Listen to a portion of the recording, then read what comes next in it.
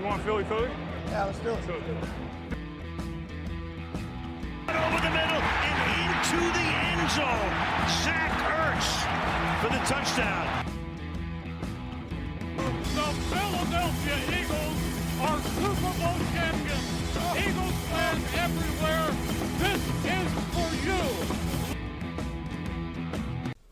Et bonjour à tous, je suis ravi de vous accueillir pour ce premier épisode de Fly Podcast Fly, l'émission dédiée à l'actualité des Philadelphia Eagles.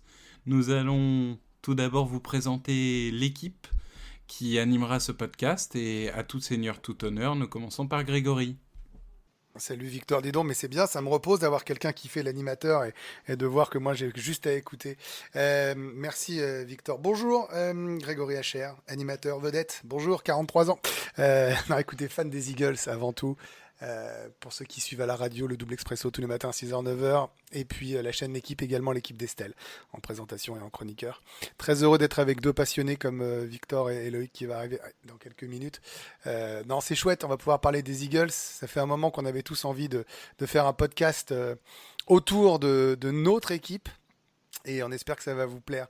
Loïc, je te passe la main. Le compte eagles.fr, c'est lui, mesdames, messieurs, la vedette. Ouais, bonjour à tous, donc moi c'est Loïc, fan des Eagles. Donc on va faire un podcast surtout à l'initiative de Victor, qui en parlait déjà depuis plusieurs semaines. Surtout en ce moment où on est pas mal à avoir beaucoup de temps et pas grand chose à faire, étant confiné à la maison. Donc on espère que ça va vous plaire. Victor, c'est le moment de te présenter. Victor, fan des Eagles qui bosse pour Touchdown Actu et qui est vrai, comme l'a dit Loïc, vraiment à l'initiative totale de ce podcast. Merci de nous avoir réunis, Victor. C'est moi qui vous remercie. Donc en effet, Victor Roulier, je suis entre autres rédacteur chez Touchdown Actu, donc certains me connaissent, puisqu'en général, quand il s'agit des previews des Eagles ou des résumés de match, pour le meilleur et pour le pire, c'est moi qui les fais.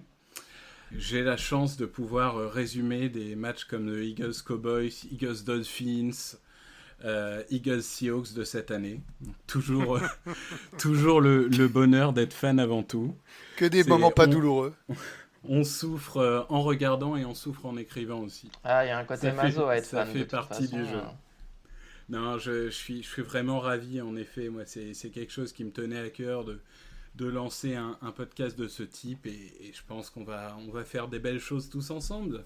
Et d'ailleurs, on va rentrer tout de suite dans le vif du sujet avec notre premier sujet phare. On va en avoir 5 qui vont nous animer dans ce podcast. Le premier, c'est l'arrivée du cornerback Darius Slay. Donc pour rappel, c'est un joueur de 29 ans qu'on a acquis contre un 3e tour, le choix 85 et un 5e tour, le choix 166. On a offert au joueur une extension de 50 millions sur 3 ans, ce qui en fait le cornerback le mieux payé de la ligue en annuel à 16,67 millions, même si les contrats font que tous les joueurs qui signent des nouveaux gros contrats deviennent le mieux payés, donc ça ne va pas durer forcément extrêmement longtemps. Il est donc en contrat jusqu'à la fin de la saison 2023, mais dès le début de la saison 2022, si ça se passe mal, ce qu'on n'espère pas, on peut sortir de ce contrat avec un coût assez modéré. Donc c'est un joueur All-Pro, 3 fois Pro Bowler, 104 passes défendues en 103 matchs, 19 interceptions en carrière, au moins 2 par saison depuis 2014. Autant vous dire que ça change un petit peu. Donc Grégory, est-ce que tu peux nous donner ton sentiment sur ce recrutement ? Je suis content. Voilà, ça c'est la première option, c'est que je suis content parce que tous ceux qui sont des fans des Eagles savent que c'est le point noir. C'est le truc qui rend fou les suiveurs et les fans, les spectateurs. C'est incroyable. Combien de fois, je vous prends un témoin tous les deux, et puis tous ceux qui nous écoutent, on s'est retrouvés dans des situations de 3e et 9, de 4e et 12. Et on se disait quand même, on va les bloquer. Et on les prenait à chaque fois, ces putains de yards. À chaque fois, parce qu'on n'avait pas un CB qui était capable de défendre sur le wide receiver 1, ou même le 2, ou même un tight end, sur qui tu veux, en fait. On n'arrivait pas, en fait, à bloquer les gars, et on se prenait tout le temps ces ces yards qui faisaient mal, hein, parce que c'est ce qui faisait changer ce qui faisait basculer la partie, ce qui faisait que le momentum changeait de camp. C'était des stops essentiels. Et donc, je me disais que c'était le point noir, évidemment. On a eu des mecs pas mauvais, tu vois. On a des gars qui sont assez athlétiques. On a eu beaucoup de blessures également. Puis on en avait également qui étaient pas bons. Tu vois, moi, par exemple, Douglas, l'an dernier, il m'a rendu fou tout au long de la saison. Il y en a qui sont lents, il y en a qui ont des mains en plexiglas. Enfin, je trouve que c'était vraiment le point noir total. Alors, il joue beaucoup de matchs. Il joue entre 13 et 16 matchs par saison depuis qu'il est arrivé en NFL. C'est pas rien dans une équipe où il y a beaucoup de blessures. Je sais que vous allez vouloir en parler après. Même s'il a joué en partie blessé, il est là. Je pense qu'il a du leadership. Je pense qu'il est capable de mettre le doute dans l'attaque adverse. C'est-à-dire que les gars savent qu'il y a Slay qui peut venir défendre, t'empêcher de faire une passe qui te fait avancer. Je trouve que c'est un bon coup. Cher, parce que tu l'as dit, c'est le meilleur CB, enfin le CB le mieux payé de la ligue, mais ça veut rien dire, avec une porte de sortie assez rapide si jamais c'était un four. Je suis très satisfait parce que c'est au moins un trade, et j'en terminerai là-dessus, sur ton point faible. Et en attendant la draft, pour moi c'était essentiel. Ouais, pour ajouter ce que disait Grégory, je pense que c'est le meilleur cornerback, en tout cas sur le papier, depuis la fin des années 2000 et Asante Samuel, donc plus de 10 ans quand même. Surtout, moi, ce que j'aime bien avec lui, c'est comme il a dit en conférence de presse, il veut suivre les meilleurs receveurs. Il demande à suivre les meilleurs receveurs, que ce soit à droite, à gauche, il suit le meilleur receveur. Il ne va pas rester que d'un côté du terrain, il veut vraiment avoir le meilleur en face de lui. Et ça, c'est une mentalité que j'aime bien. En plus, il est bien connu du front office et des coachs, puisqu'en 2013, les Eagles avaient hésité au deuxième tour entre lui et Zach Ertz. Donc finalement, ils avaient pris Zach Ertz, avec le succès qu'on connaît. Et Darius Slay avait été drafté par Détroit, qui à l'époque était coaché par Jim Schwartz, notre coordinateur défensif actuel. Et aussi, autre connexion, il était coéquipier avec Fletcher Cox à la fac. Donc d'ailleurs, il l'a appelé avant de se mettre d'accord pour un nouveau contrat avec les Eagles. Donc c'est un joueur que le front a bien étudié. Les Eagles avaient failli le récupérer déjà en octobre dernier. D'après Adam Kaplan, c'était pour un deuxième tour de draft. Finalement, les Eagles avaient un peu changé d'avis à la deadline, parce que ça avait un rapport avec le bilan qui n'était pas bon, donc ils ont préféré garder ce deuxième tour. On ne sait pas, en tout cas maintenant il est là. Et on espère qu'il va être bon, ouais. Après, comme tu le dis, il a joué la majorité des matchs. J'ai trouvé la stat, en 7 ans, il a loupé 9 matchs. C'est bien. Donc, ouais. Après, il faudra voir, parce que l'année dernière, il s'était blessé musculairement. Donc, on sait que les blessures musculaires, Philadelphie, avec ce staff médical, c'est un peu compliqué. Donc, ils ont fait ce qu'il fallait faire à ce poste-là. Ouais, je suis assez d'accord avec ça. Je pense que l'année dernière, il y avait un peu de blessures, il y avait aussi un peu de démotivation, parce que dès les premiers mouvements, il s'est tout de suite un peu lâché sur les réseaux sociaux en expliquant qu'il n'était pas là pour perdre des matchs, qu'il commençait à en avoir marre. Il faut quand même rappeler que quand tu joues à Détroit, tu finis par être usé, hein. Calvin Johnson, Barry Sanders, on va pas tous les faire, mais en général, quand tu perds des matchs à Détroit, ça finit par t'user. Donc en effet, ça peut aussi expliquer sa saison un peu moyenne l'année dernière. Il y a le côté blessure et il y a le côté un peu motivation où je pense qu'il arrivait à un moment où il voulait plus.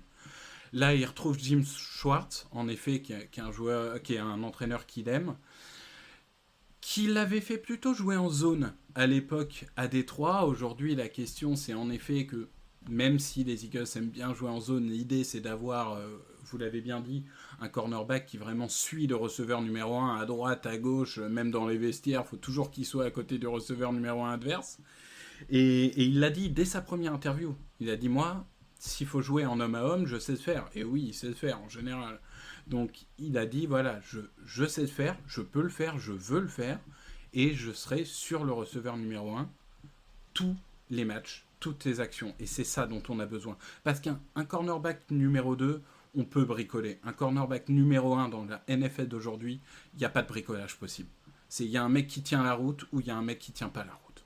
Ouais, avec un cornerback 2, tu peux toujours mettre un safety près de lui pour aider. Donc, c'est sûr que là, Mais bien si on sûr, a un vrai corner 1, ça va changer beaucoup de choses, notamment dans les schémas défensifs. bien sûr. Peut-être plus de variations, des choses un peu plus compliquées qu'avec des joueurs qui ont beaucoup de mal. Ben, on était arrivé à un point où les joueurs étaient tellement, tellement en dessous qu'on était obligé de s'enfermer dans des schémas de jeu que tout le monde connaissait. Et d'ailleurs, on a fini par se prendre des passes de 60 yards à tous les matchs, tellement tout le monde connaissait notre jeu. Si on peut varier un peu la façon dont on construit, c'est pas plus mal. Et puis un dernier truc, c'est que savoir qu'il est derrière la ligne défensive, les gros, ils vont se sentir d'abord un peu plus rassurés et en se disant on bosse pas pour rien en fait. Parce que combien de Exactement. fois ils allaient mettre la pression, ils ont plutôt fait le taf. On peut pas trop reprocher ça. Nos lignes elles sont quand même plutôt bonnes, hein. Que ce soit en profondeur de roster ou en termes de joueurs All-Star, enfin Pro Bowler. Là, quand les mecs vont aller mettre la pression sur le QB, vont réussir à franchir la ligne, ils se diront, bah, si la passe est à 80% réussie, il n'y aura pas de captage derrière. Ça va être intercepté, bloqué. Tu vois, ça peut changer beaucoup de choses aussi dans l'état d'esprit, je trouve. Complètement. Voilà, je pense qu'on a fait le tour pour ce Ouais. qui est la grosse acquisition. Pour le sujet numéro 2, on va rester en défense. Une signature qui a fait moins de bruit, mais ça ne veut pas dire qu'il y aura moins d'impact. C'est la signature de Javon Hargrave, donc l'ancien joueur des Steelers, qui lui était agent libre, donc ce n'est pas un trade. 27 ans, c'est un defensive tackle. Alors exactement pour l'instant, il est nose tackle, mais comme il va passer dans une défense 4-3, automatiquement il va devenir defensive tackle. Il a signé 39 millions sur 3 ans. Ça fait 4 saisons qu'il est en NFL. Il a explosé depuis 2 ans. Depuis 2 ans, sur les 2 dernières années, il a 10 sacs et demi et 109 plaquages. L'information quand même, c'est qu'avec ce contrat, on a Fletcher Cox, Javon Hargrave, Malik Jackson. On a 3 joueurs au poste de defensive tackle qui sont dans le top 11 des plus gros salaires de NFL. Donc voilà, c'est un choix. Comment on va gérer ça? Mais en tout cas, on a décidé d'avoir beaucoup d'argent sur ce poste. Pour changer un peu, Loïc, je te laisse t'exprimer en premier sur ce recrutement. Déjà, c'était pas un poste où on attendait un gros investissement. On attendait plutôt cornerback, receveur, safety, edge rusher à la limite.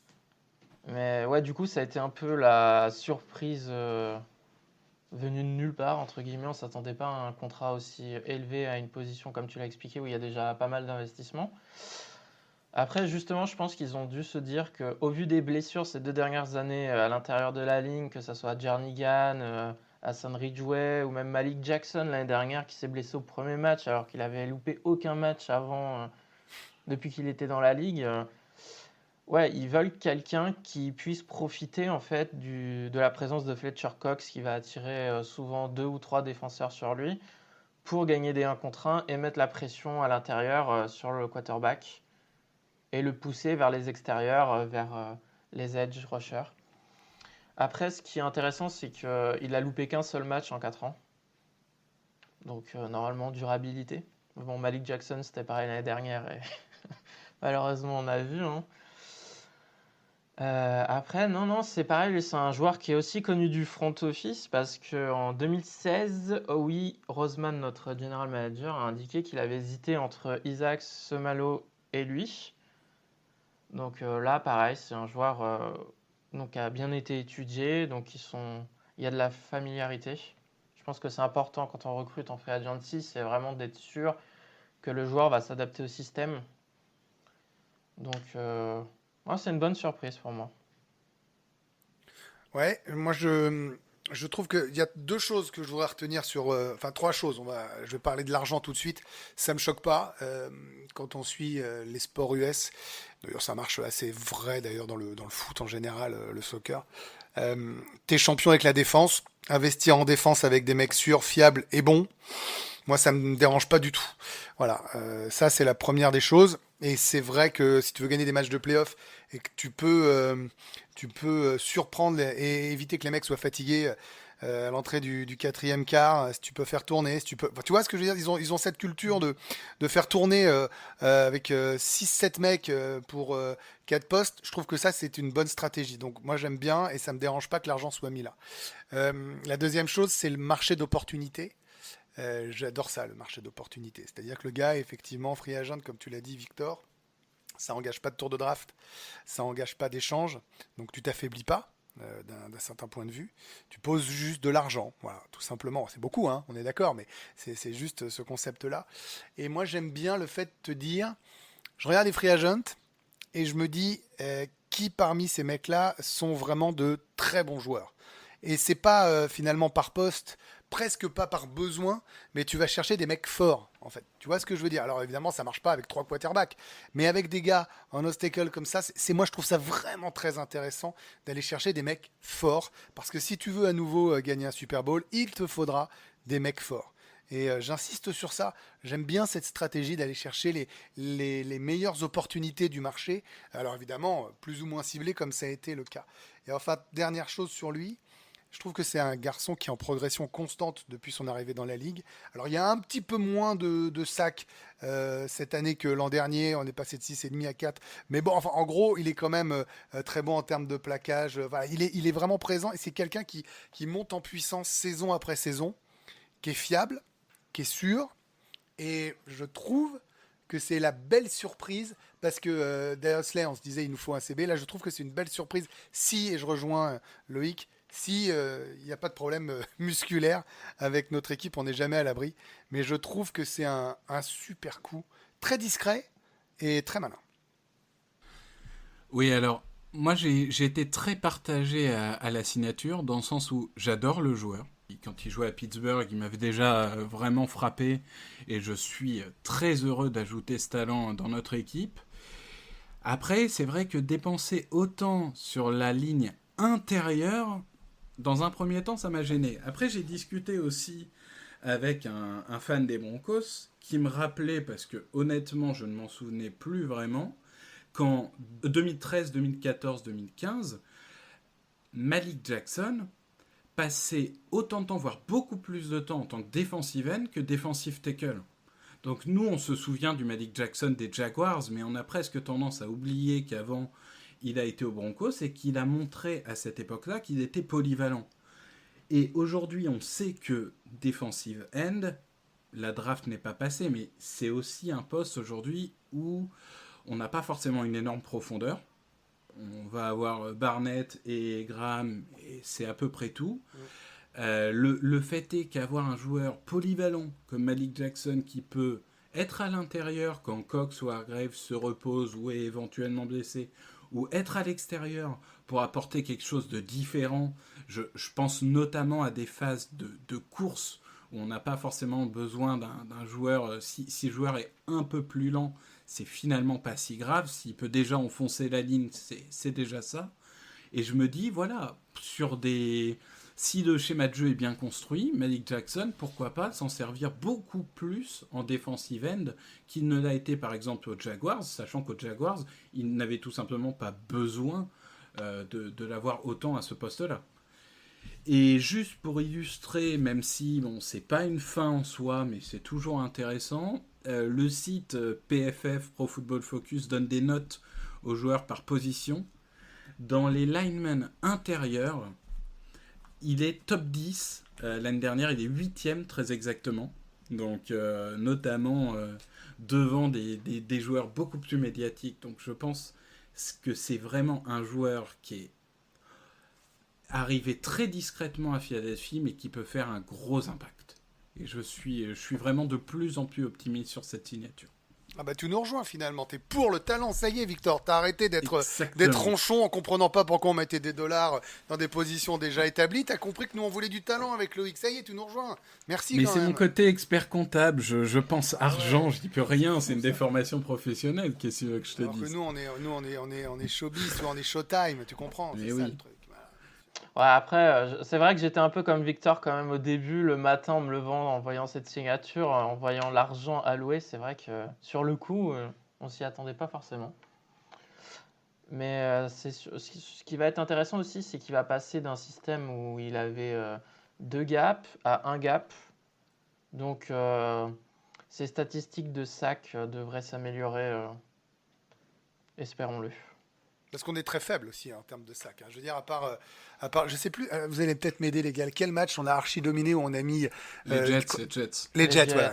Ouais. C'était contre les Jets où Darnold était, enfin, c'était une cata. Mais Il bon, fait 10 sacs, je crois. Mais bon, ouais, enfin, voilà, c'est grâce à ça ridicule. qu'on a des stats. C'était- Parce que si t'enlèves ce Bien sûr. match-là, on doit être la On est pire équipe 31e. NFL en sac. On est 31e si on enlève le match des Jets. Bah, Je crois c'est qu'il y ça. avait J'avais vu le passer match le aussi truc. contre les Bears où il y en avait eu quelques-uns aussi. Oui. Hein. C'est avec ces deux Oui, mais les matchs-là, Bears, on a la c'était pas- majorité. Après, dans une saison, t'as forcément des matchs où tu réussis mieux que les autres, mais les Jets, c'était vraiment une caricature, quoi. Bah, Et ouais. à la fin, c'était 2 sacs toutes les 3 actions, les mecs ils jouaient même plus, enfin c'était ridicule. Donc bon, bah, je pense que pour On a Air fait le Grey, tour, là, c'est bien, hein. on a fait le tour. Troisième sujet, on va rester en défense, mais on va être un peu plus global, puisque on va s'intéresser à tout l'ensemble des mouvements sur l'équipe pour les postes des 3 lignes défensives. Tu veux commencer? Vas-y. Allons-y, alors je vais déjà faire un petit récapitulatif. Départ, Malcolm Jenkins, Tim Jerningham, Ronald Darby, Nigel Bradham et Vinnie Curry. Les 2 derniers n'ayant pas encore d'équipe, et j'y reviendrai un peu. Au niveau des arrivées, Will Parks, Nickel Robbie Coleman et Jatavis Brown. Et au niveau des re-signatures, Jalen Mills pour jouer safety et non cornerback, et Hassan Ridgeway. Alors, bon, je pense je vais peut-être pas faire une liste à la Prévert de mon avis sur tous les mouvements. Moi, il y en a peut-être deux et demi que j'aimerais mettre en lumière. Le premier, c'est le départ de Malcolm Jenkins, forcément. On parle de notre meilleur safety depuis Brian Dawkins. Je pense que je fais insulte à personne en disant ça. Un capitaine de la défense. Et une situation assez étrange. On nous a expliqué qu'ils voulaient 12 ou 13 millions, que les Eagles ne savaient pas s'il fallait investir autant sur un joueur aussi vieux. Finalement, on annonce qu'il part. Il signe aux Saints pour 8 millions la saison. On se dit c'est assez bizarre. Il a écrit une longue lettre sur The Players Tribune où il explique que l'argent n'est pas sa motivation, que ça a toujours été l'héritage qu'il va laisser, et que la situation faisait que son héritage serait meilleur aux Saints. Bon, c'est un peu dommage de finir comme ça. Les histoires d'amour finissent mal en général, mais c'est dommage quand même. On aura peut-être plus d'explications plus tard, mais en tout cas, la conséquence directe, c'est que safety est un gros besoin qu'on va avoir. Et toujours à ce poste, on a fait une signature que j'aime beaucoup, c'est Will Parks. Will Parks qui vient des Broncos. Je vais pas vendre un titulaire en puissance, parce que c'est pas ce qu'est Will Parks aujourd'hui, mais c'est un joueur polyvalent, vraiment très bon en 2018. Il a beaucoup moins joué en 2019, notamment parce que dans le nouveau système défensif, il y avait très peu de systèmes à 3 safety. Mais c'est un joueur il peut jouer cornerback, il peut jouer nickel, il peut jouer dans la boîte, il peut jouer safety. La seule chose qu'il peut pas faire, c'est safety sur les tracés longs, parce qu'il n'a pas la vitesse, il va se faire manger. Mais globalement, c'est le genre de signature que j'aime, parce qu'il est né à Philadelphie, il va se défoncer pour l'équipe. Il coûte 2 millions ou 2 millions et demi, et c'est un bon numéro 2 sur 3 postes. Donc c'est typiquement un joueur qui est valuable, vraiment dans le sens, il va apporter à l'équipe beaucoup plus que ce qu'il coûte. Dernier point, c'est le départ de Nigel Bradham, qui est logique, une option à 8 millions d'euros pour Nigel Bradham, c'est normal qu'on ne l'ait pas exercé. Je trouve juste dommage qu'on ait abandonné le poste de linebacker depuis plusieurs années. Je sais que dans le système de Schwartz, c'est pas extrêmement important. Howie Roseman a dit clairement qu'il ne valorisait pas cette position, mais on va dire que la plupart du temps, on n'a que 2 linebackers. Je demande pas à ce qu'on ait 2 stars, mais 2 joueurs qui est le niveau d'un titulaire en NFL. Nigel Bradham, il a ses qualités, ses défauts, il a notamment pas des très bonnes mains. Je pense que s'il savait intercepter des ballons, il serait allé au Pro Bowl 2 ou 3 saisons. Mais voilà, il nous faut des titulaires. Alors est-ce qu'on les aura à la draft? Peut-être. Je trouve ça dommage qu'on n'ait pas recruté 1 ou 2 joueurs qui est niveau pour contribuer dans cette défense. Voilà, c'est un peu mon coup de gueule sur le plan de la défense. Je sais pas qui veut s'exprimer. Allez, Grégory, exprime-toi. Je vais pas être très long moi sur la défense. Je serai plus long sur l'attaque qu'on fera tout à l'heure. Juste sur Jenkins, parce que tu as dit effectivement qu'il a écrit cette lettre. Alors on a tous regardé, enfin j'imagine, si vous êtes fan des Eagles, vous êtes démerdés pour le voir, les All or Nothing qui sont sur Amazon Prime, qui vous retracent la saison, les 8 épisodes en plein cœur, et on voit quand même le rôle important qu'avait Malcolm Jenkins. Je veux dire, ils ne l'ont pas mis en top 5 des joueurs par hasard hein, dans la série. On voit bien, comme tu l'as dit, que c'était le capitaine de la défense, que c'était celui qui était là pour motiver. Maintenant, il y a deux trucs quand même. C'est qu'il n'a pas été aussi exceptionnel que ça. Voilà, je suis peut-être un peu brutal pour tous les fans de Malcolm Jenkins, et moi j'aime bien hein, le garçon. Hein. Mais je veux dire, il n'était pas aussi exceptionnel qu'on pouvait l'attendre. Voilà, ça c'est mon point de vue. Il y a eu des failles dans des matchs importants, il y a eu 2-3 petites faillites qui m'ont posé problème dans l'année. Et il y a cette surtout en début de saison. Surtout en début de saison. Et il y a cette fameuse taupe, cette fameuse affaire de qui a dit du mal de Carson Wentz et qui a dit que Carson Wentz n'était pas capable de mener l'équipe et qu'en gros, il préférait jouer avec d'autres. Alors, on nous dit que c'est Alshon Jeffrey, que ça pose problème, c'est lui, enfin, surtout les médias américains hein, qui s'en amusent beaucoup avec ça. Et puis, là, il y a il y a un petit mois maintenant, on dit, mais finalement, si c'était Malcolm Jenkins qui avait dit du mal et si c'était ça qui avait provoqué son départ, j'ai pas la réponse. Hein. Je vais pas vous la donner à la fin de l'intervention, je la connais pas, donc je peux pas vous dire oui c'est lui, non c'est pas lui et tout ça. Je dis juste que tout ça mis bout à bout, je pense que Howie et Doug ont eu envie de purifier le vestiaire, de purifier également les lignes. Et ça, tu sais ce que c'est en tant qu'expert comptable, de placer l'argent sur du potentiel plutôt que sur des joueurs qui vieillissaient. Il y a un côté fin de cycle, quand on entend les noms que tu fais partir, c'est des joueurs auxquels on était habitués du côté des Eagles, des joueurs qui étaient partis ou revenus comme Curry, enfin tu vois, qui avaient un background, une histoire avec nous. Et tant mieux, voilà, refresh. Pas reset, mais refresh. Et je trouve que finalement, vu le niveau qu'a eu la défense, à l'exception des derniers matchs où il a fallu être un peu meilleur, c'est pas plus mal comme ça, voilà. Pour reprendre sur Malcolm Jenkins, du coup, ce qu'il faut savoir, c'est que les Eagles ne l'ont a priori jamais approché pendant l'intersaison pour lui faire une offre d'un nouveau contrat ou essayer de trouver un accord pour qu'il reste. Donc a priori, c'est qu'ils avaient décidé vraiment de tourner la page, parce qu'il a 33 ans, je crois, il va en avoir 34 cette année. Donc, comme le dit Grégory, il y avait besoin de rajeunir l'effectif. Après, je suis d'accord sur le fait que son niveau n'était plus le top du top, mais c'était encore bon. C'était surtout son leadership qui faisait la différence. On pense notamment aux fins de saison 2018 ou 2019, où avec le niveau des cornerbacks et les blessures, à chaque fois, il avait demandé à Jim Schwartz de simplifier la défense. Et ça avait été plutôt efficace. En tout cas, à domicile, on voyait que les cornerbacks avaient arrivé à tenir la route.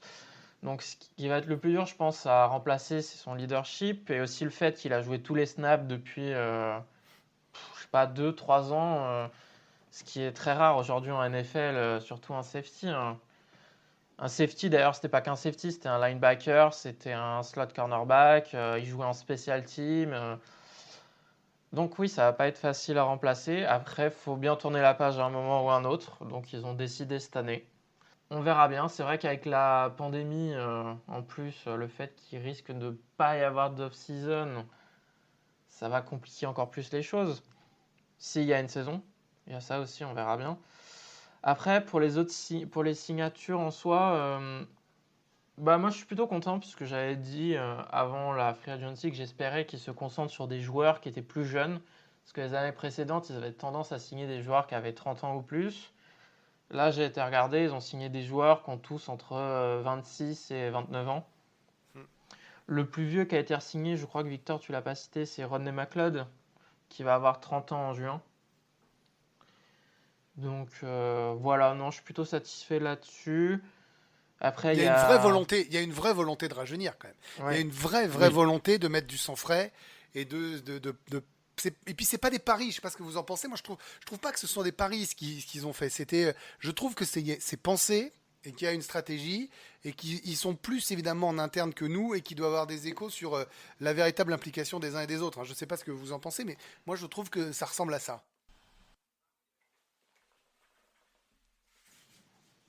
Oui, non, je suis totalement d'accord avec ça, dans le sens où Roseman l'a dit, Pedersen l'a dit, ils veulent rajeunir l'effectif. Ça, c'est clair.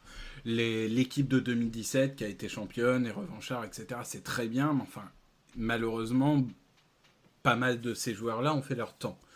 Je suis d'accord aussi dans le sens, j'aime ces recrutements. Au niveau de l'âge, il y a aussi le côté, on n'a pas surpayé. Alors, il nous reste du coup beaucoup de cap, ça j'en reparlerai, mais on n'a pas surpayé un joueur qu'on voulait absolument. Alors, certains diront qu'on a surpayé Slay, moi je pense pas, parce qu'il nous fallait un cornerback 1. On va pas revenir sur ce recrutement-là, mais sur les autres recrutements, voilà, Will Parks, c'est intelligent. Nickel Robbie Coleman, c'est intelligent, c'est un joueur c'est un bon nickel corner. Il n'est pas là pour faire plus que ça, mais il n'est pas là pour faire moins. D'ailleurs, pour l'anecdote, pour ceux qui se demandent, c'est lui qui est le fameux auteur de l'interférence lors du match contre les Saints. La fameuse interférence de passe en finale de conférence qui coûte éventuellement Super Bowl aux Saints. Donc voilà, joueur très connu à Los Angeles et à New Orleans. C'est pas lui, Victor, pardon, je te coupe, je dis peut-être une connerie, mais c'est pas grave, vous me reprendrez. C'est pas lui aussi qui blesse Carson Wentz à Los Angeles avec son genou, l'année du Super Bowl? Si, je crois que c'est lui. Je crois que c'est lui. Il y avait 2 joueurs des Rams, en fait. Ils étaient qui deux. avaient été pris en sandwich en se jetant dans la end zone. Donc je me souviens plus du Après, tout pour le coup, c'était pas... Non, j'ai pas dit que c'était un attentat. Hein. C'est pour le fait qu'il y a des... Voilà, c'est quand même, pour la petite anecdote, assez marrant, quoi. Sur l'échelle de... On les aime bien à Jadeveon Clooney, il est au milieu, quoi. C'est sûr. Après, ce qui est intéressant, c'est qu'ils ont ajouté aussi un peu de vitesse, parce qu'on est une des équipes les plus lentes de la ligue, hein, que ce soit en défense ou en attaque. Une lenteur, il n'y a personne qui sait courir quand il y a les receveurs adverses qui courent aussi. C'est hallucinant. Là, ce qui est intéressant, c'est qu'ils ont pris des joueurs qui peuvent jouer plusieurs positions aussi. Et on a vu, avec le nombre de blessures qu'on a chaque année, c'est important, même dans un match ou d'une semaine à l'autre. Donc c'est intéressant. Après, il faudra voir ce que ça donne au niveau alchimie et communication. Mais en tout cas, j'aime bien aussi le fait que les joueurs recrutés ont loupé vraiment pas beaucoup de matchs. Là, j'ai trouvé la stat sur 416 matchs possibles avec tous les joueurs qu'on a signés, ils en ont joué 395. C'est pas mal. Ça, c'est avant de signer aux Eagles, évidemment. Hein. Ouais, il y a eu des changements dans le staff médical en fin janvier ou début février, je crois. Donc, on va espérer que cette fois-ci, ça aide à résoudre le problème, parce que chaque année, ça change et chaque année, c'est toujours pareil. Donc, on rappelle l'échelle des blessures aux Eagles, hein, évidemment, c'est une petite douleur au coude, 6 matchs, une petite douleur à la cheville, 8-9 matchs, une grosse douleur, out pour la saison, hein. C'est ça en gros. Ouais, en général, une blessure de 2 semaines, le joueur il va être absent 6 ou 7 semaines, quoi. Ou alors toute la saison, comme DeSean Jackson ou l'année dernière, ou Darren Sproles les années précédentes. Ou Sidney Jones et ses adducteurs qui durent des semaines et des semaines. Sidney Jones, c'était vraiment une grosse blessure à la base. Après, la question, c'est de savoir quand il revient. Je suis d'accord, oui. Clairement, Darren Sproles, Jordan Howard, tous ces joueurs-là. Bon. DeSean Jackson. Après, on parle de joueurs qui étaient âgés aussi. Ouais, mais tu vois, DeSean Jackson, on en reparlera plus tard avec l'attaque, mais putain, il revient, il fait un match, tu te dis on va faire une saison de foot à l'ouverture, tu dis ouh là là là là, on va faire que des bombes toute la saison, blessure, il revient, il fait un snap, il ressort, t'as envie de casser la tête du médecin, je te jure. Et oui, c'est ça, il fait 150 yards des 2 touchdowns sur le premier match, il fait 4 snaps, je crois, contre les Falcons, il revient, il fait un snap, il repart. Quoi. C'est ça. Et dans le All or Nothing, c'est incroyable, parce qu'eux, ils le font monter en puissance, il est de retour, et il ressort, il fait « Ah, j'ai un peu bobo », et en fait, c'est déchiré de partout. C'est incroyable d'être aussi nul médicalement. Enfin bon, ça, c'est autre chose. Et du coup, on va utiliser ça en transition pour passer vers l'attaque. Allez. Vers le sujet numéro 4, l'attaque de calme plat. Alors, pourquoi le calme plat ? Parce qu'on a, au niveau des départs, Nelson Agholor, Jordan Howard, Richard Rodgers et Alapuli Vaitai, qu'on appellera Big V, hein, évidemment, parce que je ne vais pas m'amuser à dire son nom à chaque fois. Aucune arrivée. Et en re-signature, Nate Sudfeld, donc le quarterback, en tant que remplaçant, numéro 2 ou numéro 3, ça on en débattra. Ouais, je pense numéro 3. Enfin, on va espérer. Hein, parce Je, que, je pense aussi, mais bon, ça, on va voir cela.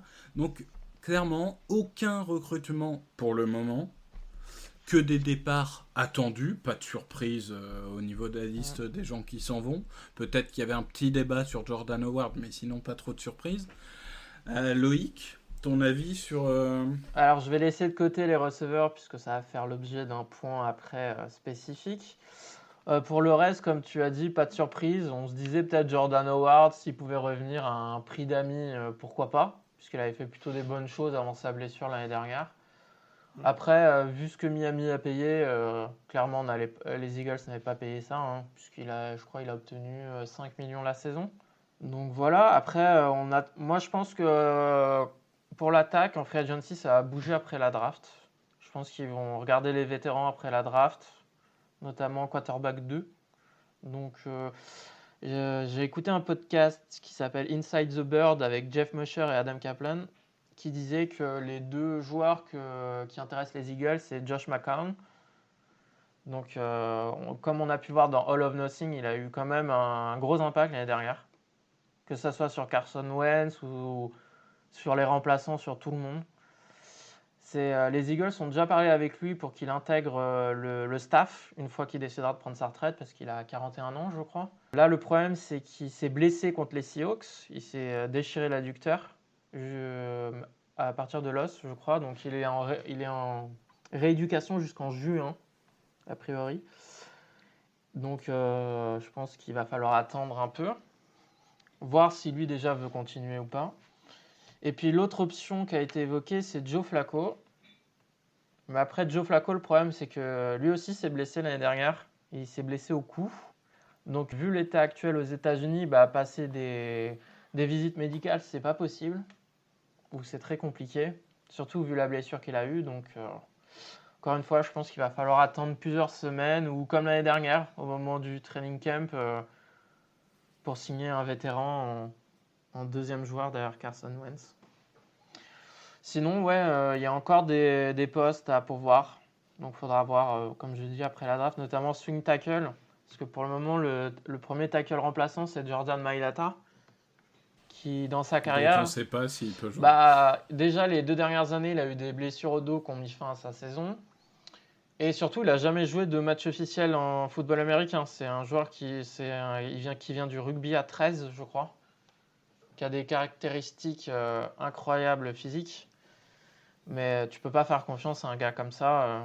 Quand tu vois le nombre de blessures chaque année en NFL, tu sais que si c'est lui l'option numéro 1, il sera sur le terrain à un moment ou un autre. Est-ce que tu veux que Carson Wentz soit protégé par une personne qui n'a jamais fait de match de football américain officiel de sa vie ? Pas vraiment.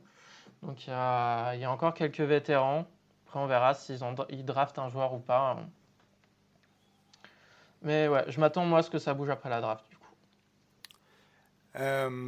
Moi, j'ai plutôt une préférence, puisqu'on parle des quarterbacks, pour le retour de Josh McCown, parce qu'effectivement, on l'a vu à quel point il est important. C'est un futur coach, lui. Hein. Il n'y a pas de débat. Je pense que, peut-être que vous n'êtes pas d'accord avec moi, mais c'est clairement un futur coach. Il coach déjà l'équipe de son fils. On voit à quel point, mais il a été fondamental dans le soutien de Carson Wentz, tenir l'équipe. Il a été bon dans le match de playoff, parce que je sais, on va dire, ah ouais, il a pas été... Franchement, il a fait ce qu'il fallait. En plus, il a été blessé sur la fin. Il a été pas mauvais contre les Seahawks. Il se blesse plus tôt que ça, je crois. Il se blesse soit en fin de première mi-temps ou en début de deuxième mi-temps. Donc, il a quand même joué sur une jambe. Il fait 18 sur 24, 175 yards sur une jambe. On peut pas lui reprocher. On peut pas lui reprocher ce match-là. Non. Moi, je trouve qu'il a un avantage sur Flacco, puisque tu as sorti le nom, Loïc. Alors, on va jouer avec. C'est que l'autre, il va avoir son ego d'ancien très grand quarterback. Ce que n'était pas Josh McCown, qui a joué dans 16 équipes, je dis peut-être une bêtise, peut-être 17, mais qui était soit numéro 1, soit numéro 2. Je veux dire, c'est la première fois qu'il joue un match de playoff. Il est dans le passage de témoin, il est dans le soutien total envers Carson Wentz. Je pense qu'il n'y aura pas de rivalité s'il re-signe, alors que Flacco... Bon, clairement, il est cramé. Hein. Il aura quand même en tête, mais c'est normal, c'est son job depuis toute sa vie d'essayer de devenir numéro 1, pourquoi pas. Et après tout, si tu le signes, c'est aussi pour prendre encore les dernières gouttes de son nectar. Donc, moi, je suis plutôt fan de garder un McCown s'il est rétabli. On est bien d'accord. Et ensuite l'intégrer dans le l'intégrer dans le staff. Surtout que la signature du petit Nate là me fait dire que ce garçon a peut-être un potentiel et que tu peux l'amener en numéro 2 tout à fait respectable, même si ça fait un moment qu'on attend. Donc ça, c'est pour le poste de quarterback. Mais moi, je voudrais donner un nom que tu n'as pas sorti, peut-être que Victor en parlera aussi. C'est Miles Sanders, parce que c'est l'attaque. Et Miles Sanders, pardon, mais putain que ça fait du bien d'avoir un rookie et d'avoir un tour de draft hyper bon. C'est un truc où on n'était quand même pas habitué. Alors, plus en attaque qu'en défense, cela dit. Donc, je trouve que, tu vois, les dernières années, que ce soit Carson Wentz ou Miles Sanders, c'est des beaux coups. Le gars, il a 818 yards, il met 3 touchdowns, il est indispensable, il fout Howard sur le banc. Quand bien même Howard se blesse, il aurait pris la place. Tu vois, c'était lui l'option numéro 1 de manière évidente. Il sait courir. Il est malin, on l'a vu quand il s'est arrêté un moment pour pas relancer le match. Là, vous allez me retrouver le match. Tu sais, quand il part. Voilà, contre les Cowboys, il y va et je trouve ça encore mieux, encore plus savoureux moi contre les Cowboys. Et il a des bonnes mains de receveur aussi.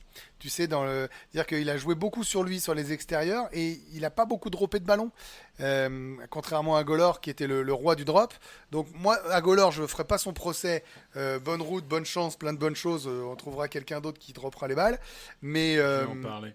Mais je suis très positif moi sur Sanders parce que c'est quand même la révélation de la saison dernière. Il faut quand même être super optimiste à un moment donné dans ce podcast de fans aussi.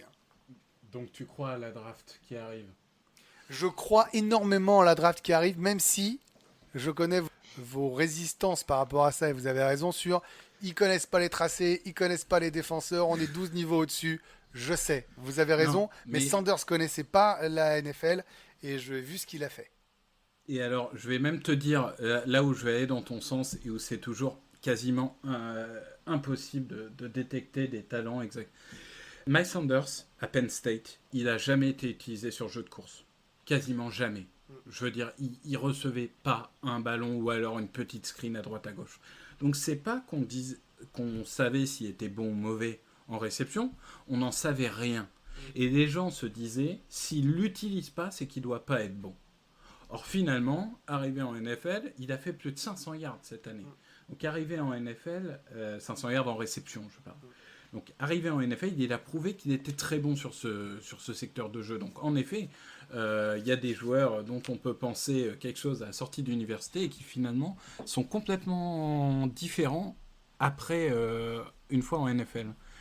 Moi je pense que sur les mouvements, vous avez à peu près tout dit. Moi, je voudrais juste rendre hommage, entre guillemets, à deux joueurs qui nous ont quittés. Le premier, c'est Vaitai. Parce que Vaitai, beaucoup de gens se sont souvent moqués de lui, en disant il n'a pas de niveau, d'être tackle titulaire, etc. Peut-être, sûrement. C'est vrai que 45 millions sur 5 ans à Détroit, c'est peut-être un peu trop. Mais Vaitai, il a toujours fait le boulot. On lui a demandé de jouer tackle, il a joué tackle. On lui a demandé de jouer guard, il a joué guard. Il n'a jamais été extraordinaire, mais il n'a jamais été particulièrement mauvais. Il a été titulaire dans la campagne de playoff 2017, faut le rappeler, puisque Peter s'est blessé. Donc il a toujours fait le boulot, il s'est jamais plaint, c'est vraiment le joueur travailleur que j'aime. Donc voilà, moi maintenant qu'il s'en va, je voulais juste rendre hommage à Vaitai, parce que quand il est parti, j'ai l'impression que tout le monde disait oui, bon c'est pas grave. Alors c'est vrai que c'est pas grave, même ça pose une question, parce que du coup, on n'a pas tellement de profondeur, comme l'a évoqué Loïc, sur la ligne offensive. On a Malaita en tackle dont on ne sait pas trop ce qu'il vaut.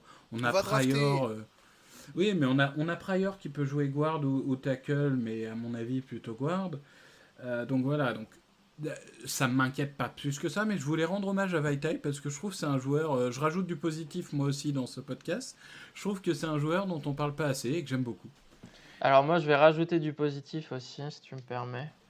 Pour revenir sur Miles Sanders, faut aussi, je pense, citer le travail de Deuce Staley, le coach des running backs, parce que je pense que si Miles Sanders, Jordan Howard et même Boston Scott ont beaucoup contribué l'année dernière, il en est en partie responsable.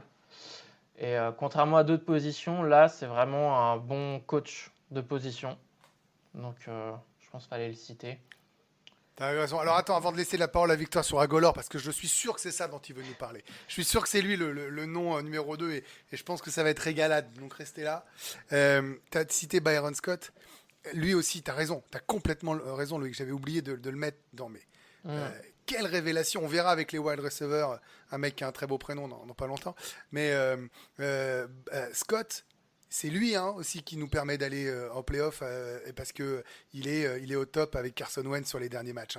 Il met le feu à tout ce qu'il a pu essayer d'allumer. Franchement, c'est une des grosses révélations et c'est ce genre de mec que je veux avoir dans l'effectif, moi.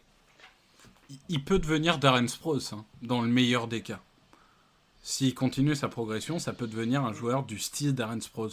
Jamais vraiment un titulaire, mais le mec, bon en retour. Moi, j'aime les facteurs X. passe, Voilà, bon. c'est un facteur X, quoi. C'est un facteur. Alors par contre, le bémol, non, c'est justement sur les retours. Il a fait plusieurs fumbles, donc ça serait bien qu'il arrête de retourner les kick-offs et les punts. Parce qu'il a perdu Oui, mais 2-3 si Deshaun ballons, revient, si t'as Jackson qui revient, t'es peinard. Ouais, je suis pas sûr qu'il mette Deshaun en... Loïc, il veut pas Deshaun Jackson en retournant. Non, faut le garder en bonne santé. Moi, je voulais déjà l'année dernière. Faut le garder en bonne santé, Deshaun. Faut pas le faire jouer en special team, il va prendre des coups pour rien. Non, après, Boston Scott, ce qui était frappant, c'était le changement de vitesse, du coup, dès qu'il était sur le terrain. Lui ou Sanders, d'ailleurs. On a l'impression de voir que des lents, et puis d'un coup, les deux avaient le ballon, et on se disait, mais c'est quoi ça? C'est pas la même vitesse, quoi. On disait, c'est pas la même équipe, surtout. Parce qu'on est habitué à voir que des gars qui étaient aussi lents que nous, et d'un coup, t'avais 2 électrons libres. Ouais, c'est vrai que ça, Non, c'est la vitesse. Ouais. Faut vraiment rajeunir et ajouter de la vitesse à cette équipe. Et je vais en effet parler d'Agolor pour finir, et pas aussi méchamment que le pense Grégory. Parce que j'ai regardé le Super Bowl contre les Patriots hier. J'aime bien me faire du bien de temps en temps. Et il y a un truc dont je me souvenais plus forcément, c'est que sur le drive emblématique qui on va dire, commence vraiment avec le 4-1 de Zach Ertz et qui finit sur un touchdown de Zach Ertz, entre-temps, il y a 3 réceptions d'Agolor, dont 2 qui sont absolument magnifiques, une 3e qui est une screen, donc, mais où il fait le boulot. Et j'ai repensé à USC, j'ai repensé à cette saison 2017, et je me dis quand même, dans le genre gâchis de talent, c'est quand même incroyable. Parce qu'on ne parle pas d'un joueur qui est un bust total dans le sens, il n'a aucun talent. Le talent, d'une manière, il l'avait. Mais alors, entre ses problèmes de concentration, entre ses problèmes de drop, entre, je pense aussi, ses problèmes d'adaptation au nouveau système, parce que mine de rien, le système offensif a pas mal changé. Finalement, c'est quand même, mis à part, on va dire, cette parenthèse enchantée de la saison 2017, c'est quand même un échec total. C'est un premier tour, faut le rappeler, c'est pas un joueur qu'on va chercher en milieu de draft. C'est un premier tour. J'ai plus la sélection exacte, mais ça doit pas être loin de ce qu'on a cette année. Ça doit être 20, le 20e ou 21e choix ou 22e C'est- choix, quelque chose comme ça. Non, je pense que c'est le 20. Et là, cette année, on a le 21. Donc, et d'ailleurs, c'est marrant parce qu'on veut signer un receveur qui lui ressemble. Mais bon, le fait est que Nelson Agholor, c'est... Je vois vraiment comme une déception. Autant il y a des mecs, je me dis, ils étaient nuls. Nelson Agholor, je peux pas m'empêcher de me dire, est-ce qu'on n'aurait pas pu faire quelque chose, quoi. Mais... En tout cas, ce qui est sûr, c'est qu'aux Raiders, il va, pour le peu d'argent, parce qu'il a signé au minimum vétéran, c'est ça? Ils l'ont signé pour que dalle, ils prennent aucun risque, c'est un super coup pour eux. Déjà, il a pas fait tomber le stylo au moment où il a signé, c'est déjà bien. Après, pour Agholor, moi, j'ai déjà, pour sa défense, ça fait 5 ans, je crois, que le coach des receveurs change chaque année. Donc, c'est vrai que Mike Groh, en 2017, avait fait un bon boulot avec lui. Il avait fait une très bonne saison. Après, j'ai vu une stat passer il n'y a pas longtemps. Je crois qu'en dehors de la saison 2017, donc ça fait 4 autres années, il a eu plus de drops que de touchdowns dans chacune de ces saisons-là. C'est ça. C'est hallucinant, quoi. Bah oui, mais Loïc, regarde les matchs l'an dernier. À un moment, quand tu veux aller en play-off, tu dois gagner les 5 derniers, je crois. Les 5, c'est ça, je dis pas de bêtises. Ou les 4 derniers, je crois que c'était les 5 derniers. Tu vas gagner les 5 derniers. Tu préfères que la balle aille dans les mains de Greg Ward, que tu connaissais pas du tout, que dans les mains d'Agholor, que tu connais et qui a été champion. Je veux dire, il y a un moment, à partir du moment où tu te dis, je préfère que Wentz il envoie la balle à Ward plutôt qu'à Agholor, c'est fini. Exactement, je suis totalement d'accord. Je suis totalement d'accord. À partir du moment où tu fais plus confiance à des mecs de practice squad qu'à ton receveur théoriquement numéro 1 dans le slot, c'est que c'est fini, c'est qu'il faut arrêter. Ouais, après, il était blessé aussi au genou, mais ouais, non, ça, on le remerciera toujours pour 2017. Hein, il a fait une très bonne saison, mais c'est vrai que globalement, ouais, c'est un bust. Et du coup, comme j'apprends à faire des transitions, parce que contrairement à Grégory, je suis pas homme des médias, ça va nous permettre de parler du sujet numéro 5, les receveurs. Alors les receveurs, avant de pleurer, je vais quand même faire la liste. Je vais d'ailleurs donner une stat pour commencer.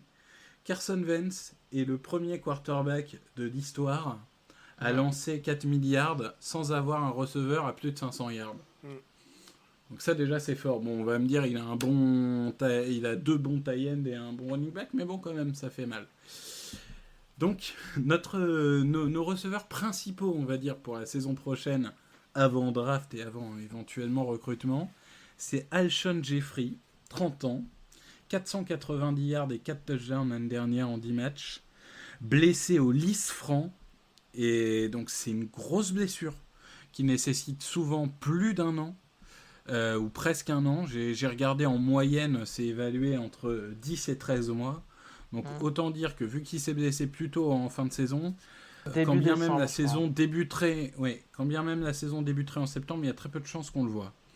Et il nous coûte très cher. Ensuite, Deshaun Jackson. Alors on l'adore, Deshaun Jackson, hein, il nous a fait rêver. Mais bon, 33 ans. 159 yards en un match globalement, vu qu'on l'a dit, les 2 autres matchs, il joue 2 snaps, 3 snaps. Blessure aux abdominaux, alors on dit au départ il va revenir, il va pas revenir, il va revenir, il va pas revenir. Finalement, on l'opère, il se retrouve sur la liste des blessés, il revient jamais. Donc toujours un peu compliqué à 33 ans de revenir d'opération. Gigi Arcega-Whiteside ensuite, donc 2e tour de l'année dernière. Alors les 2e tours, on a eu des fortunes diverses l'année dernière. On a eu en effet Miles Sanders, ça s'est plutôt bien passé. Et on a eu Gigi Arcega-Whiteside, donc 169 yards et 1 touchdown sur la saison. C'est un second tour de draft. Et j'ai pas voulu regarder le nombre de drops, j'ai pas voulu me faire du mal, mais il y a notamment celui, contre Détroit, si je dis pas de bêtises, c'est Détroit. Ou s'il le réussit celui-là, on gagne le match, un peu comme le drop de Agolor contre les Falcons. Ou tu veux dire celui d'Alshon Jeffrey contre les Saints il y a 2 ans qui me fait encore pleurer? Terrible.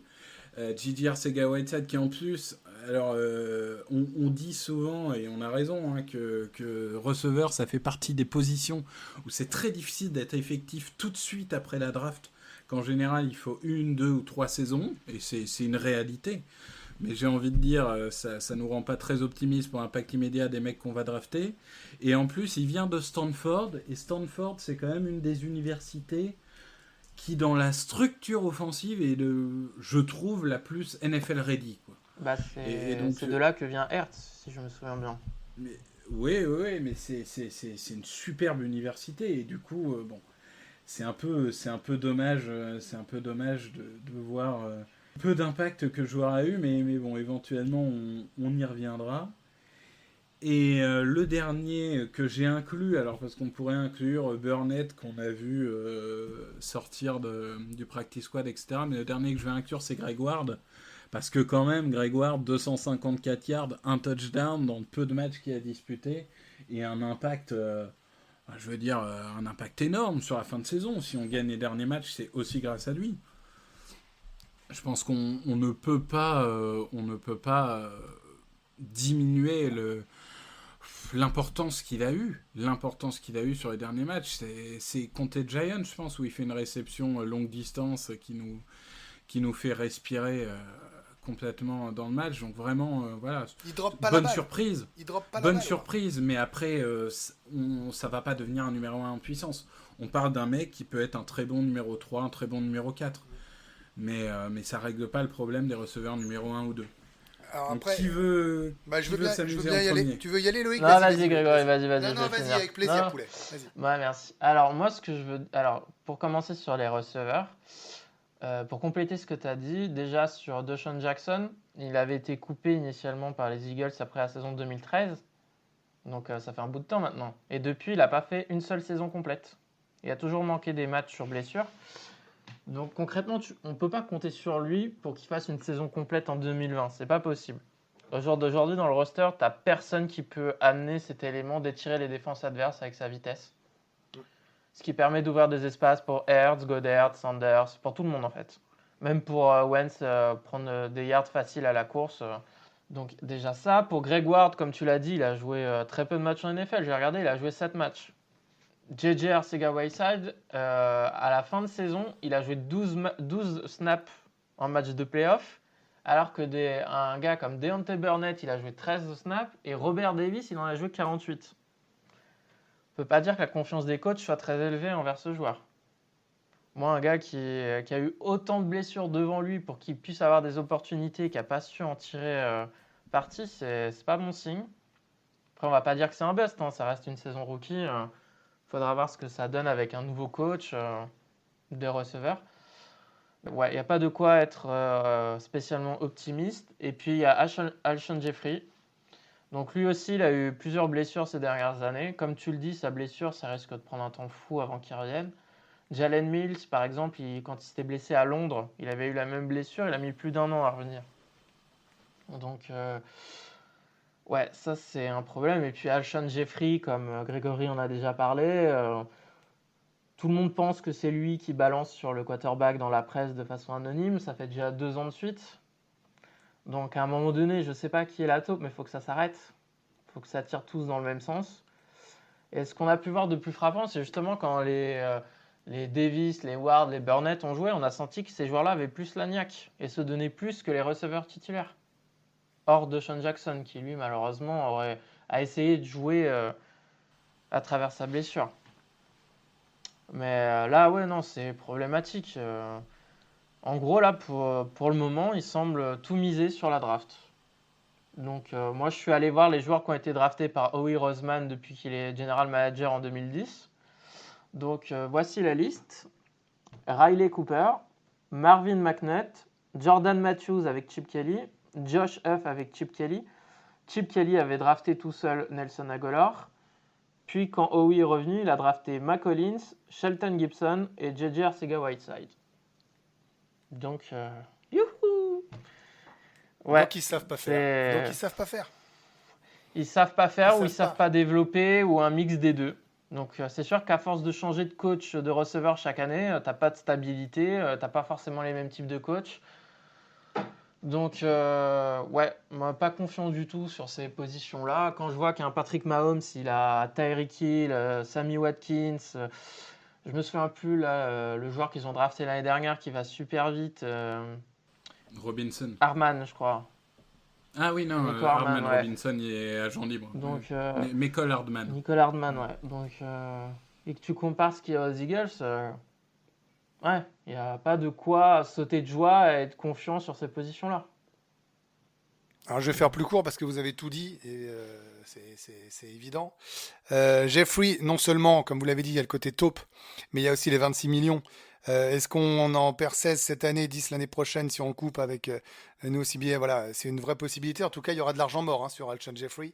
Ça, c'est un vrai souci, mais c'est juste financier. Il est lent, Jeffrey. Ça fait un moment il a jamais été le plus rapide. Ce qu'il y a, c'est qu'il était vraiment bien sur des slants ou sur des tracés plutôt bien maîtrisés quand la balle était haute. Tu sais qu'il allait la capter. Il avait ce côté basketteur qui était quand même extrêmement agréable. Bon, à l'exception de cette réception ratée contre les Saints, là, dont je parlais tout à l'heure, mais il était quand même plutôt très fiable, avec des bonnes mains, des ballons assez hauts. Voilà, le problème c'est qu'il ne rajeunit pas et qu'il est quand même pas rapide, en plus d'être blessé. Donc, et puis qu'il est cher. Donc ça, c'est quand même c'est 3 points compliqués. Maintenant, s'il reste et qu'il se met dans l'état d'esprit, c'est un bon receveur, c'est pas honteux d'avoir Alshon Jeffrey dans tes 4 receveurs. Ward, moi je pense qu'il a mérité sur la fin de la saison dernière d'être 3 ou 4, il a gagné sa place, tu vois, c'est ce qu'on dit. À un moment, les mecs peuvent prouver au camp d'entraînement, peuvent prouver à tout le monde. Lui, il a gagné sa place. Et donc, pour moi, Ward, tu sais qu'il sera fiable, tu sais que tu peux lui donner des balles, même en fin de match, pour surprendre un peu, même si c'est pas ton option numéro 1. Wentz n'hésitera pas à lui envoyer si le wide receiver 1 est pris ou 2. Donc, moi, je pense que ce mec-là mérite d'être dedans. Après, Deshaun Jackson, on a besoin de lui, de toute façon, pour étirer. Ça a été très bien dit. Et si tu n'étires pas, bah tu vas pas avancer parce que les mecs seront sur tous tes gars, ils sauront où est-ce que la balle ira, c'est-à-dire sur Hurts 90% du temps, ou Goddard. Et puis Arcega Whiteside, vous avez tout dit sur ces stats faméliques, limite catastrophiques. On n'oublie pas quand même qu'on n'a pas pris Metcalf alors que c'était une vraie possibilité et que je veux bien admettre que personne pouvait imaginer peut-être qu'il ferait la saison qu'il a fait aux Seahawks, mais quand on les a joués et que tu as vu le rendement de Metcalf et le mal qu'il nous a fait, même si on avait des CB défaillants, bah tu te dis on n'a pas de pif quoi. On n'a pas de pif. Donc moi je suis pour qu'on joue 2 wide receivers pendant la draft. Je sais que c'est un débat. Moi, je suis pour avancer dans la draft et choper un monstre parmi les 3 gros, mais ça, Victor en parlera, et choper une future star NFL, prendre ce risque-là. C'est mon avis, vous ne le partagez pas. Mais il faut aller chercher une pépite. Voilà, c'est ce que je pense. Et il ne faut pas rater des Metcalf quand ils t'attendent. Mais contrairement à ce que tu penses, je suis d'accord avec toi. Au sens où je pense qu'en 21, il n'y aura plus de receveurs qui valent un choix 21. Donc c'est pour ça qu'en 21, notamment dans la conversation qu'on avait, j'avais lancé le nom du safety McKinney. Mais moi, je pense que soit on trade up et on va chercher un du trio si on peut, soit si on peut pas, on trade down. Mais en soi, ce qui me dérangerait le plus, c'est qu'on reste en position. Oui, donc, c'est soit on va chercher une des futures stars, soit on prend de la profondeur de banc. Exactement. Donc en soi, ça me choque pas du tout que tu me dises, moi je veux monter pour avoir un gros bonhomme. Les deux choix se défendent. Moi, ce qui me dérangerait juste, c'est qu'on reste là pour prendre un Justin Jefferson ou autre qui, pour moi, ne valent pas un 21. Après, pour faire un mea culpa, entre guillemets, c'est que moi, je fais partie des gens qui étaient pro Arcega Whiteside, qui considéraient que Metcalf, c'était une pipe. Hein. Donc, je veux dire, il y a des moments, le terrain fait mentir. Après, moi, ce qui m'avait vraiment étonné, c'est que si on schématise, et là, vraiment, je schématise beaucoup, hein, mais Arcega Whiteside, dans le style, c'est un peu un Jeffery. Metcalf, c'était un peu plus un Jackson en costaud. Moi, ce que j'ai pas compris, c'est, tu prends Arcega Whiteside, ok, dans le sens, c'est le successeur de Jeffrey. Et 2 mois plus tard, tu dis, mais je garantis le salaire de Jeffrey sur toute la fin de son contrat. C'était un peu étonnant. Moi, je trouvais que c'était plus logique de se dire, bah, Jeffrey, on le jette l'année prochaine, parce que Arcega Whiteside est là pour prendre sa place. Bon, bref, on réécrit pas l'histoire, mais le fait est qu'aujourd'hui, Arcega Whiteside, moi, j'ai envie d'y croire, parce que je suis un éternel optimiste, et je me dis, bah, voilà, j'ai envie d'y croire. Le système, peut-être allait pas, il avait peut-être pas la confiance du coach. Il y a un nouveau système de coaching offensif, il n'y a pas de coordinateur offensif, mais presque une sorte de comité de coordinateurs offensifs. Dans ces gens-là, peut-être qu'il y a des gens qui vont lui faire confiance, qui vont lui permettre de progresser. Il a le talent, il a le potentiel. Moi, j'ai adoré le joueur à Stanford et j'espère qu'il va bien faire. Après, voilà, sur la draft, je pense que oui, bien sûr, il faut des receveurs, c'est une évidence. Mais attention à ne pas trop attendre de receveurs rookies. C'est toujours compliqué, le poste de receveur en tant que rookie.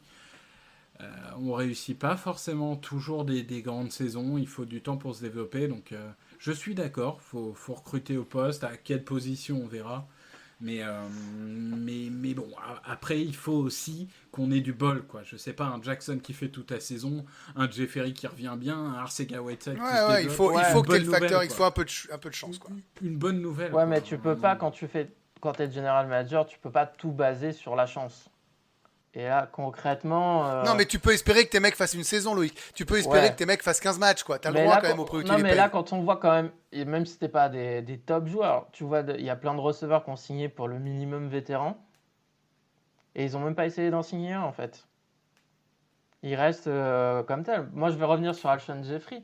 Alshon Jeffrey, il y a eu un... Là, je crois qu'il y a même pas une semaine, Jeff McLean a indiqué que les Eagles avaient essayé de le trader en octobre dernier. C'est-à-dire que Howie Roseman lui a garanti 10 millions de dollars pour l'année d'après. Et 2 mois après, il a vu qu'il avait fait une connerie. Parce qu'il pensait que c'était à top. Il y a ça aussi. Ouais. D'ailleurs, le même Jeff McLean. Mais ça, c'est l'histoire du sport, Loïc. Tous les sports du monde. Tu signes des mecs, puis 1 mois et demi après, tu apprends que les mecs le problème, c'est que fauté, ça quoi. fait beaucoup sur la même position, en fait. Puisqu'il faut le rappeler que l'année dernière, Nelson Agholor était payé 10 millions de dollars. Bah, cette année, il gagnera moins. Ouais, cette année, il gagne quasiment 10 fois moins. Ouais, Donc, c'est ça. en fait, Howie Roseman a accumulé les mauvaises décisions. Et là, ouais, tout miser sur des receveurs, alors que justement, ce sont des rookies. Il y a des stats qui sont sortis, comme quoi les rookies au premier tour, ils avaient moins de succès que les rookies au deuxième. Bon, nous, pas de chance, on a pris un gars au deuxième qui a rien fait sa première année, mais On n'est pas les ouais, Seahawks. c'est pas les Seahawks. Ouais. Ouais. Ouais, après moi je rejoins Loïc au niveau de la free agency, c'est-à-dire que on est aujourd'hui la 3e équipe avec le plus de cap en NFL. Mm. On a 27 millions, alors que d'habitude on est plutôt du genre à être le genre d'équipe à avoir tout dépensé, à avoir plus que 1 million et puis on recréera du cap l'année prochaine. Franchement, quand on voit un Breshad Perryman qui signe 1 an, 6 millions et demi, c'est pas une star, un Breshad Perryman, mais c'est un vrai numéro 2, quoi. Est-ce qu'on pouvait pas se permettre de respirer un peu en prenant ce type de joueur, 1 an, 6 millions et demi, bon bah voilà, on le paye, il nous coûte rien pour les années d'après si ça marche pas, et on a un potentiel numéro 2 qui fait le boulot. Là où je suis d'accord avec toi, c'est que c'est ou- le moment de profiter des années Carson Wentz plein feu et que tu dois gagner dans les 3 ans, tu dois gagner un Super Bowl dans les 2-3 ans qui arrivent et qu'il te faut des mecs qui sont capables tout de suite d'être opérationnels. Oui, mais il n'y avait pas des gros free agents. Le problème, c'est que là où on n'a pas de buzz, c'est qu'on tombe sur une année où les agents libres au niveau receveur, c'était très faible. C'était très faible. On n'avait pas de gros joueurs. Donc, moi, c'est pour ça. Un Perryman, un Robbie Anderson, alors qu'on aurait coûté un peu plus cher sur un peu plus longtemps, mais voilà, un Perryman. Ou alors prendre un risque. Loïc disait on manque de vitesse. Il y a Demarcus Robinson des Chiefs qui étaient libres. Alors, il a ses qualités et ses défauts, notamment il fait un peu trop de drops, ce qui est peut-être un peu rédhibitoire chez nous. Mais c'est un mec qui a une vitesse incroyable. Est-ce qu'on peut pas tenter un mec comme ça, même si on le cut au camp, hein, c'est pas grave. Mais au moins essayer d'apporter de la vitesse, de la diversité, un profil qu'on n'a pas aujourd'hui, quoi. Les gars, on a commencé le podcast avant le confinement, non? Il me semble. On s'emballe. C'est là où on est fan quand Ouais. même, non? Non, mais moi, ce qui me choque, c'est qu'ils misent tout sur la draft et sur le fait que les autres sont en bonne santé, quoi. Multiplie tes chances, t'as les moyens. Par exemple, il y a encore un Taylor Gabriel, c'est pas fou, mais il a de Exactement. la vitesse. Pourquoi tu le signerais pas pour 1 an, pour le minimum, après la draft? Et pour rire, pourquoi tu signes pas Josh Gordon maintenant qu'avec le nouveau CBA, t'as le droit de fumer sans être suspendu? Non mais Il va après être- les Non, mais gars, en il va se plus, passer. on en est, de toute façon. Il va être stone, mais il va réussir, hein. Il y a 2 choses pour clore sur les wide receivers. Il y a 2 choses. C'est qu'un, il faudra attendre effectivement la draft pour voir peut-être des moves de vétérans et que ça s'agite un peu. Et 2, avec évidemment la pandémie et ce qui se passe partout dans le monde et aux États-Unis, personne bouge aussi sur bien des choses. Donc, je veux dire, ça va s'agiter d'un coup d'un seul. On va pas comprendre d'ici 1 mois et demi ce qui va se passer dans tous les sens, quoi. Enfin, même pas 1 mois et demi. Je suis d'accord avec ça. Ouais, bah on verra bien. Bon, bah on va. C'est vrai qu'on a fait long Ouais, sur le ouais, 5e mais c'est sujet, bien. mais ça valait le coup pour le coup. Et on va conclure. On va conclure avec le conseil de classe. On va noter la free agency. Alors, je sais pas si vous notez avec des lettres, avec des chiffres sur 10, sur 20. Nous, on va dire qu'on note de 1 à 10. Bah, moi, je mets un bon 7,5 pour le moment. Voilà. Alors, méritait vas-y, 5. raconte-nous. Ça méritait 5 parce qu'il n'y a pas eu de wide receiver, il n'y a pas encore de quarterback numéro 2, enfin à mes yeux. Mais par contre, ça aurait pu valoir 8,5, mais voilà, c'est Slay et Hargrave qui me plaisent. Le reste, je suis très déçu. Donc pour deux beaux coups, il y a pour le moment que des trous et des interrogations. Donc je peux même pas arriver à 8. Voilà.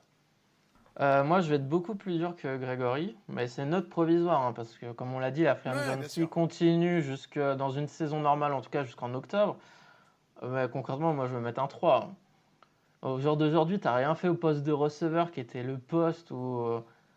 Enfin, moi, j'ai revu, là. Le Game Pass est gratuit. Je vous conseille d'aller revoir la saison dernière. Vous allez halluciner, hein.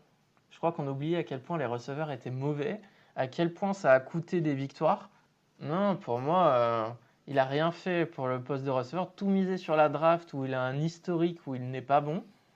Loïc, la défense C'est est de belle. la Punaise, folie, il a hein. chopé la défense. Arrête. Ouais, la défense c'est bien, je suis content. 3 hein, sur 10 mais, pour Leslie Hargrave, mais t'es fou. Bah, mais oui, toi, parce mais à que l'école, tu devais être un le killer. nid, non, Le need le plus évident, il l'a pas adressé. Il a rien fait. Ah, pour moi, c'était CB, moi. Mais tu vois, c'est là où on est. Non, pas moi d'accord. c'était receveur. Moi j'étais d'accord pour dépenser plus en free agency sur les cornerbacks, mais je pensais qu'il allait signer 1 ou 2 vétérans. Pour le moment, il a rien fait. Donc, Allez, Victor, vas-y, ta note. Ah bah, moi, je vais être un peu, la synthèse. J'ai mis 6. J'ai mis 6, entre parenthèses, 6,5. Donc, on va dire 6,25, allez. Bah, je vais un peu faire du redit. Très content de C, très content d'Hargrave. Déçu du manque de receveurs. Et ce qui m'a fait un peu descendre la note, et j'avais commencé à l'évoquer tout à l'heure, c'est déçu du non-recrutement de linebacker. J'en ai marre. J'en ai marre de cette sous-évaluation de cette position. Alors, chez nous, ça fait quelques années que c'est culturel, c'est comme ça. Je comprends le principe, mais entre ne pas vouloir mettre 10 millions sur Schaubert et ne pas vouloir recruter un seul joueur, je veux dire, on recrute un mec dont personne connaît le nom, qui jouait en équipe spéciale aux Chargers. Enfin, j'en ai marre. J'en ai marre, donc c'est ça qui m'a fait baisser ma note. C'est mon petit coup de gueule des linebackers, mais globalement, je suis au milieu de vous deux. Donc, on va dire que ça fait une moyenne entre le positif, le négatif, le modéré. Et vous aurez tous compris, vous qui nous écoutez dans ce premier podcast, qu'il y aura le bon, l'abruti, le truand. Le bon, ce sera moi, l'optimiste, le toujours joyeux et qui y croira même à 2-7 dans la saison. Celui qui fera la synthèse, mais c'est son job aussi, hein, c'est Victor. Et celui qui flinguera à tout va et qui sera jamais content même si tu ramènes des bagues, c'est Loïc. Je pense que maintenant les caractères sont établis. Hein. ouais, mais après, s'ils arrivent à signer 2-3 joueurs intéressants en attaque, et pas que receveur d'ailleurs, il y a backup quarterback aussi et backup tackle. Il y a encore pas mal de trous, donc c'est pour ça. Moi, Et on j'attends se de garde voir quand même après des- la Ça, draft. les backups, ça se trouve. On se garde des discussions pour les prochains podcasts, Oui, les gars. oui, non C'est ça. exact. Mais c'est juste si on peut éviter de refaire une saison. C'était très difficile au niveau cardiaque 2019 quand même, donc si on peut éviter de refaire ça, ça serait pas mal. Ouais, moi, Moi, je me souviens du résumé du Seahawks Eagles, le premier, ensuite saison régulière. Je m'étais, sur Touchdown Actu, je m'étais permis de titrer parce que je me suis dit, je suis supporter, les gens ne me voudront pas. Philadelphie est pathétique. J'en étais arrivé là. c'était un des pires matchs de Wentz, je pense en plus. Ah, moi, c'est Miami. Pour moi, le fond du fond, c'était Miami cette année. Et derrière, on a pu rebondir. Mais Miami, c'était un match que tu dois aller en playoff avant le dernier match. Ouais, après, moi, pour expliquer ma note et les receveurs, faut pas oublier que depuis que Wentz a été drafté, en 2016, les receveurs, c'était horrible. En 2017, ils ont recruté, c'était très bon. Et 2018-2019, bah, ça n'a pas été au niveau, quoi. Donc, 3 années sur 4, ça fait trop.